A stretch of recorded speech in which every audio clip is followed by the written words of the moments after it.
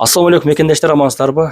Бүгүн мынакей атайын Москвадагы мигранттар чогулуп, кичинекей мынакей карындашыбызга жардам берет экен. Дияра карындашыбызга 6 миллион сом туугандар. Акка болуп уруптур. Колдон келсе кайдыгеге карабастан жардам берип койсоңуздар, атайын ушул чогулуп бизди да чакырыптыр. Иса көз келип отурабыз туугандар. Иса досум да бир эки сөз айтып койсо. Колдон келишинче туугандар. Кылган себепчи болгон кылган менен барабар дейт. Лайк басып, таратып койгонуңуздар деле бир чоң бир иш.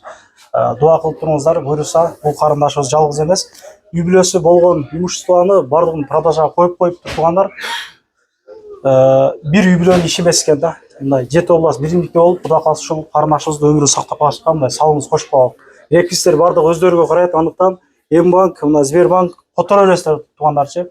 Тыйын маселесине эч качан аралашкан эмеспиз, өздөрүнү коюп бердик. Мына айыл эли мындай чогулуп турат, Кудай кааласа бул карындашыбыз жалгыз эмес.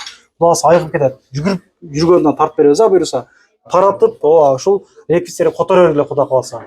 Туугандар, мына айылдаштар бүт артында турган айылдаштары, туугандар, мынакей өзүнүн бир тууган акеси, реквизиттер өздөрүнүкү. Ишеничтүү которо бересиздер. Өтө чоң үмүт кылам кызым айыгып кетишине. Эртерээк айыгып буттан туруп, башка балдар менен ойноп жакшы болуп кетсек.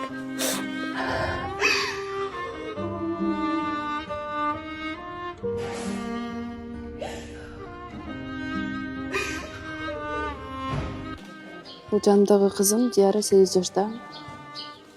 Өтө катуу ооруга чалдыгып жатат.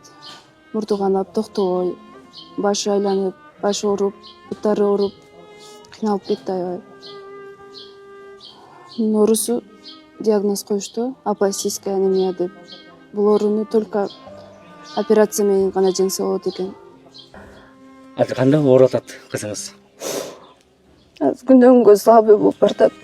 Баш айланып, баш ооруп, буту басканда көп чуркап койсо бут ооруп, кускусу келип кыйналып атат, ошентип атат азыр мурду канап.